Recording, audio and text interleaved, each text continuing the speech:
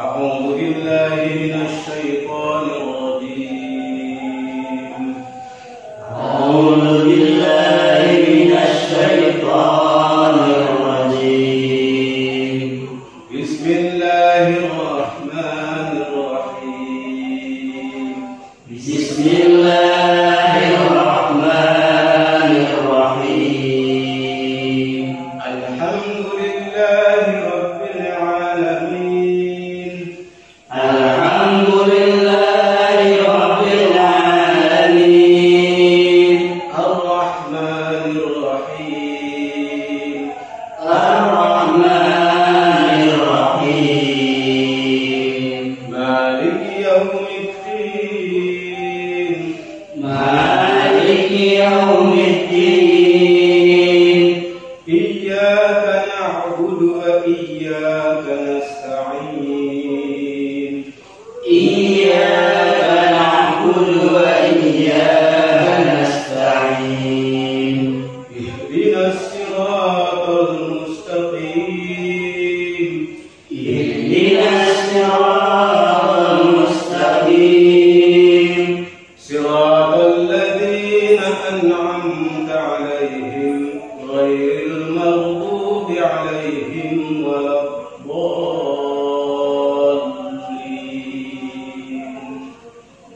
صراط الذين أنعمت عليهم غير المغضوب عليهم ولا الضالين. آمين. بسم الله الرحمن الرحيم. بسم الله الرحمن الرحيم. يا أيها الذين آمنوا كتب عليكم الصيام كما كتب على الذين من قبلكم لعلكم تتقون. يا أيها الذين آمنوا كتب عليكم الصيام كما كتب على الذين من قبلكم لعلكم تتقون. أياما معدودات. أياما معدودات. فمن كان منكم مريضا أو على سفر فعدة من أيام أخر. فمن كان منكم مريضا أو على سفر فعدة من أيام أخر. وعلى الذين يطيقونه فدية طعام مسكين. وعلى الذين يطيقونه فدية طعام مسكين. فمن تطوع خيرا فهو خير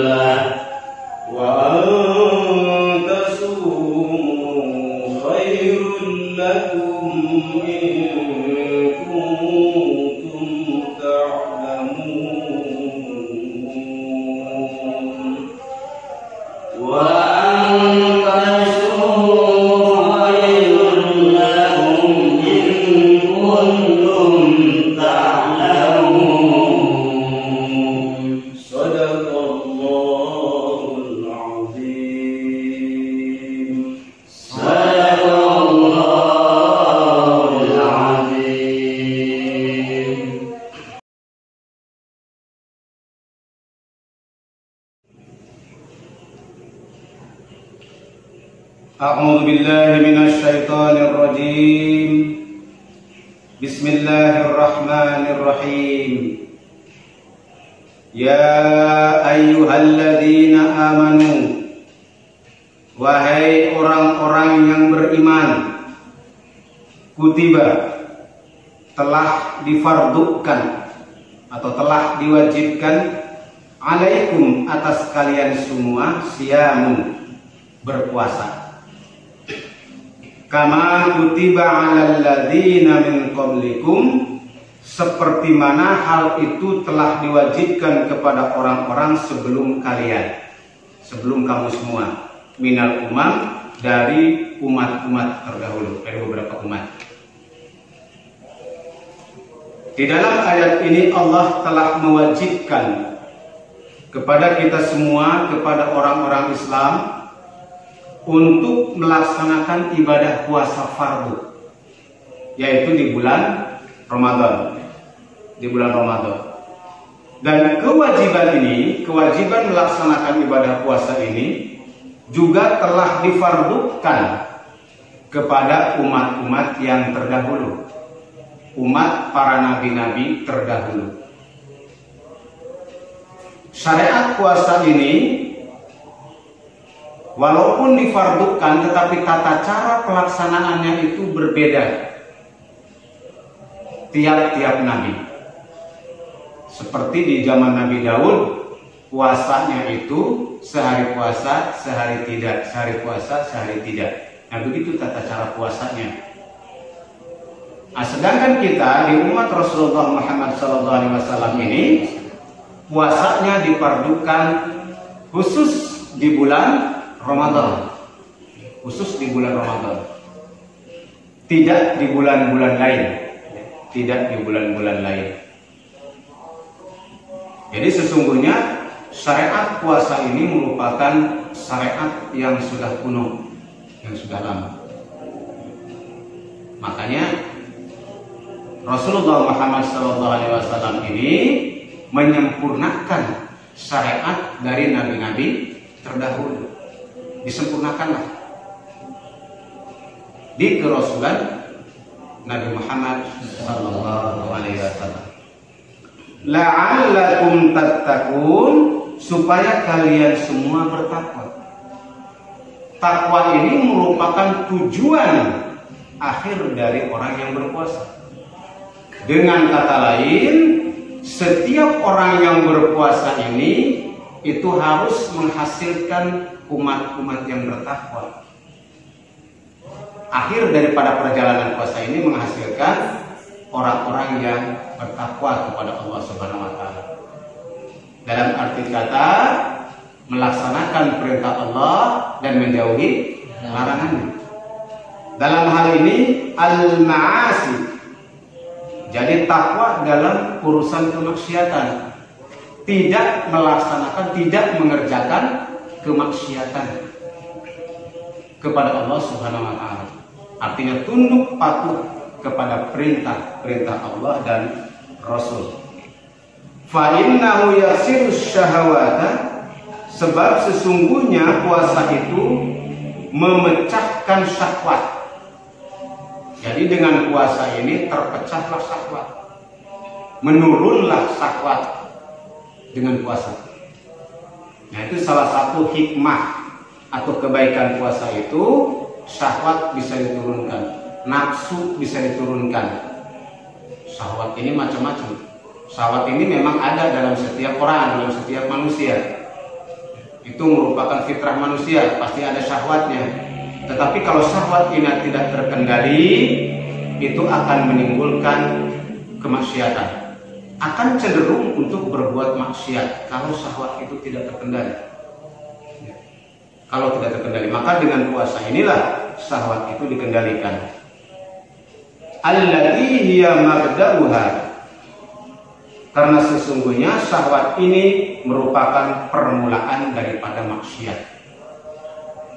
Orang yang melakukan kemaksiatan ini itu karena syahwatnya tidak terkendali, hawa nafsunya tidak terkendali. Nah, biasanya kalau orang yang banyak makan, banyak duit, ini khawatir nih. Kalau tidak terbimbing oleh ketakwaan, tidak terbimbing oleh nilai-nilai Al-Quran, akan tergelincir kepada perbuatan maksiat. Kalau orang yang banyak duit kan gampang ya, gampang pelesiran, ke pantai, ke tempat-tempat hiburan, dan sebagainya. Nah, ini rentan sekali. Makanya dicegahlah dengan cara berpuasa. Termasuk orang-orang, para pemuda atau orang dewasa yang sudah punya keinginan untuk menikah, tetapi belum punya kemampuan secara nafkah, maka dianjurkan untuk berpuasa. Nah, diantaranya untuk mengurangi kesahwatan tadi, ya, dikurangi sampai kemudian ada kesanggupan atau kemampuan untuk menikah. Gitu. Dianjurkan untuk berpuasa. Bersabarlah terlebih dahulu sambil berusaha sampai mendapatkan kemampuan untuk memberikan nafkah minimal kepada calon istrinya nanti. Ya. Ayyaman, dalam hari nasbum bisyami, kata nasab kalawan domir siam, au bisumu muqaddar. Kalawan domir sumu ini disimpan pirang-pirang dibilang. Jadi dalam bilangan tertentu, ma'dudat, dalam bilangan tertentu, dalam beberapa hari yang ditentukan. Nah, dalam beberapa hari ditentukan ini terkesan sedikit.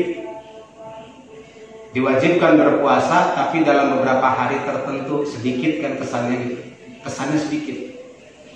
Supaya tidak timbul keberatan dalam melaksanakan puasa. Memang ibadah puasa ini bagi orang yang tidak kuat niatnya itu berat. Ya, karena puasa ini kan bukan hanya sekedar menahan makan dan minum, tetapi juga menahan syahwat. Ya. Menahan syahwat, termasuk syahwat itu keinginan untuk berhubungan suami istri di siang hari. Walaupun halal, hubungan suami istri tidak boleh dilakukan di siang hari, kan gitu. Ya, ditahan. Termasuk mencegah mata, telinga, gitu. Jadi puasa itu bukan hanya tidak makan dan minum, bukan hanya menahan makan dan minum, tetapi menahan seluruh kesahwatan-kesahwatan, keinginan nafsu secara indrawi. Nafsu mata untuk melihat yang tidak boleh, nafsu telinga untuk mendengar yang tidak boleh, ya. Nafsu mulut untuk ngomong yang tidak benar, itu juga tidak boleh dilakukan ketika orang itu sedang berpuasa. Betul-betul berpuasa, puasa mata, puasa telinga, puasa mulut, dan puasa perut, serta puasa farji, ya, farji. Nah itu, walaupun terhadap istri sendiri. Jadi kalau siang hari nggak boleh. Kalau malam, di dalam ayat berikutnya nanti dibahas, boleh. Akan terbahas nanti dalam ayat berikutnya. Boleh berhubungan suami istri pada malam hari. Nah itu.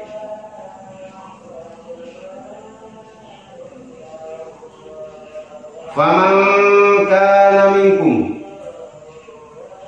maka siapa saja di antara kalian yang ternyata hina syuhudihim, menyaksikan pada bulan itu, pada bulan Ramadan itu, jadi dia hadir di bulan itu dan mengetahui bahwa telah jatuh tanggal bulan Ramadan, ya, maka dia wajib berpuasa. Maridun aw ala safarin, yaitu orang yang sakit atau orang yang sedang dalam perjalanan, Ai musafiron tegasna anu nyaba yang sedang berpergian. Safarul qasri kalawan nyaba lalakon ibadah sholat yang bisa dikosor. Jadi yang dimaksud dengan safar yang menurut syarat yang diperbolehkan tidak berpuasa itu seukuran perjalanan yang kosor bisa, sholatnya bisa dikosor, bisa diringkas. Yang 4 rakaat menjadi 2 rakaat. Perjalanan demikian yang diperbolehkan. Tapi kalau perjalanan yang dekat itu tidak diperbolehkan. Ya, tidak termasuk kalau perjalanan yang dekat. Wa jahadahu sumu fil halaini. Bari mayahkeun ka itu man namun puasa fil halaini.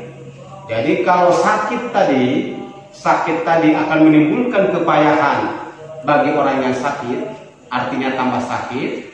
Kemudian yang sedang melakukan perjalanan juga akan menimbulkan kepayahan di dalam perjalanannya. Fa'aftara, maka boleh berbuka. Nah, ini termasuk rukhsah, keringanan. 2 orang ini yang sakit keras, kemudian yang sudah dalam perjalanan boleh. Hukumnya wenang ya, boleh. Hukumnya boleh berbuka, Fa'iddatum, maka wajib orang yang berbuka tadi fa'alaihi iddatu ma aftara. Jadi wajib orang tersebut mengganti sesuai dengan hitungan berbukanya. Wajib mengganti. Min ayyamin ukhar, sebanyak hari di lain bulan, di lain kesempatan. Jadi dia harus mengganti puasa yang batalnya tadi di luar bulan Ramadan, ya, di bulan Ramadan. Yasumuha badalahu, berpuasanya dia itu sebagai pengganti atau sebagai qada, ya. Wa 'alal ladzina, dan juga atas orang-orang tidak yutiquhu, yang tidak puasa, yang tidak kuat berpuasa. Nah, juga ini boleh berbuka bagi orang-orang yang tidak kuat berpuasa. Boleh berbuka di bulan Ramadan.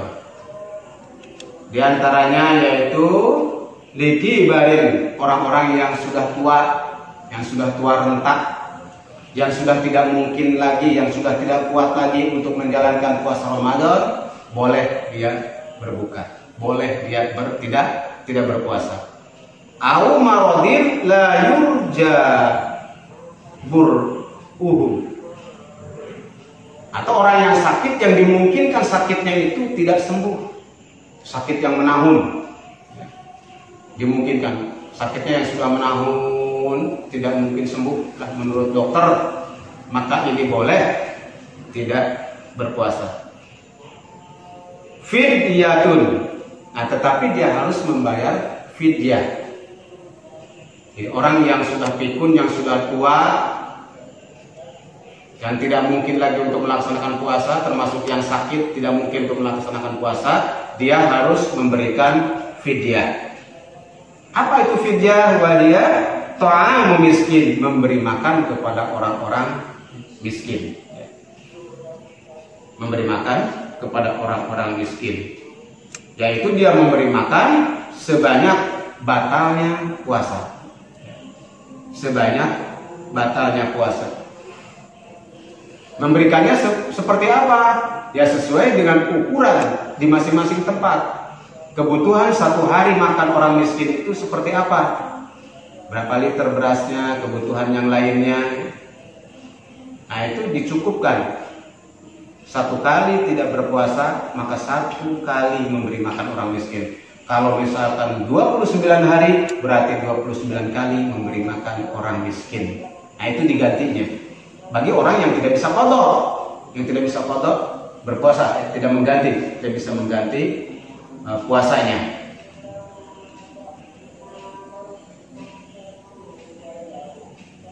Nah, syariat ini, hukum ini pada awal permulaan Islam itu kepada kaum muslimin diberikan pilihan di dalam puasa ini, apakah berpuasa ataukah membayar fidyah. Tetapi syariat ini, hukum ini sudah dimansuh, sudah dibatalkan dengan turunnya firman Allah, faman syahida minkum syahra falyasum. Apabila kalian sudah menyaksikan di bulan tersebut, bulan Ramadan, falyasumhu, berpuasalah. Jadi tetap berarti kewajiban puasa, bukan fidyah. Tadinya dikasih dua pilihan, mau fidyah silakan, mau puasa silakan. Tetapi itu sudah dibatalkan, sudah dimansur, maka diganti dengan ayat yang lain, perintah Allah, hukumnya yang lain tentang puasa ini tetap, yaitu fal yasumhu, berpuasa di bulan Ramadan ini. Qala Ibnu Abbas, telah berkata Ibnu Abbas, illal hamila wal murdi'ah, kecuali orang yang hamil dan orang yang sedang menyusui. Nah, orang yang hamil dan menyusui ini boleh membatalkan puasanya atau tidak berpuasa di bulan Ramadan apabila kehamilannya ini dikhawatirkan mengganggu anak yang dalam kandungannya, atau orang yang menyusui, ibu-ibu yang menyusui ini mengkhawatirkan anak yang disusuinya. Tetapi apabila telah selesai Ramadan, dia telah melahirkan, kemudian si anak juga sudah selesai disusui, tetap ini harus diqadha dan sekaligus membayar fidyah. Dua. Dia harus mengqadha puasanya dan juga membayar fidyah karena bukan sakit. Ibu hamil dan menyusui ini tidak sakit. Dia hanya mengkhawatirkan anaknya terganggu, itu saja. Makanya pertama dia wajib qadha puasa sebanyak yang ditinggalkan dan juga membayar fidyah. Faman tatawwa khairan, maka barang siapa yang melaksanakan kesunahan itu lebih baik biziyadati 'alal qadril mazkur fil fidyah, kalawan nambahan karena seukuran anu ditutur yang dikatakan tadi dalam fidyah, itu lebih baik. Jadi kalau dia memberikan fidyahnya ini lebih baik, itu malah lebih baik. Jadi kalau dilebihi dalam pembayaran fidyahnya ini dilebihi, itu lebih baik, lebih baik. Fahuwa, maka aritatau itu khairul lahu, itu lebih baik. Wa antasumu, adapun melaksanakan puasa, khairul lakum, itu lebih baik bagi kalian, minal iftar wal fidyah, dibandingkan berbuka dan membayar fidyah. Jadi bagi orang-orang yang menyusui dan hamil tadi, puasa itu sebetulnya jauh lebih baik dibandingkan berbuka dan membayar fidyah. Jadi dianjurkan untuk berpuasa sebetulnya, ya. Tetapi Allah memberikan rukhsah apabila takut mengganggu bayinya. In kuntum ta'lamun, bukti anjeun kabeh eta anu padanya kabeh. Jadi apabila kalian mengetahui annahu khairul lakum fa'alu, hal demikian itu menjadi baik bagi kalian, fa'aluhu, maka laksanakanlah puasa itu. Jadi puasa itu lebih baik sebetulnya dibandingkan dengan berbuka bagi orang yang hamil dan menyusui tadi, ya. Lebih baik, ya, karena puasa ini kan mengandung unsur didikan juga. Kalau ibunya sehat, anaknya sehat, maka lebih baik dia berpuasa. Karena itu juga merupakan pendidikan bagi anak yang ada dalam kandungannya. Anaknya ketika dalam kandungan sudah dididik untuk bisa melaksanakan perintah Allah, yaitu berpuasa, termasuk anak yang menyusuinya. Nah, insya Allah air susu yang dihasilkan dari ibu yang berpuasa ini itu jauh lebih baik, gitu. Jauh lebih baik. Ketika diserap air susunya oleh anaknya, maka nilai-nilai ruhaniyah dari ibadah puasa ini itu akan masuk kepada darah dagingnya. Itulah penjelasan pada kesempatan ini dua ayat yang membahas tentang kewajiban puasa Ramadan. Terima kasih. Mohon maaf atas segala kekeliruan. Hadanallahu wa iyyakum ajma'in. Wassalamualaikum warahmatullahi wabarakatuh. Waalaikumsalam warahmatullahi wabarakatuh. Bismillahirrahmanirrahim. Terima kasih. Assalamualaikum warahmatullahi wabarakatuh. Waalaikumsalam. Pelajaran malam ini tentang mengaji tafsir Al-Quran bisa saya ambil bahwa Islam itu indah. Dalam artian Islam itu indah, artinya itu memudahkan segala umatnya, baik itu manusia ataupun semua yang ada di alam ini. Contohnya ibu hamil bisa membayar fidyah, bisa mengganti di kemudian hari. Begitu juga orang tua yang udah sepuh bisa digantikan dengan fidyah itu. Berarti di sini diambil kesimpulan bahwa Islam itu indah dan tidak memberatkan gitu Pak Ustaz. Dan mengapa saya baru tertarik, baru tertarik dalam artian keindahan-keindahan ini akan selalu ada dan selalu ada apabila kita mengkaji dan mengkaji tafsir Al-Quran ini. Insya Allah untuk minggu ke depan, minggu berikutnya dan seterusnya insya Allah akan menemukan keindahan-keindahan yang lainnya dalam Al-Quran. Amin. Untuk sementara segitu aja. Assalamualaikum warahmatullahi wabarakatuh. Waalaikumsalam Warahmatullahi wabarakatuh.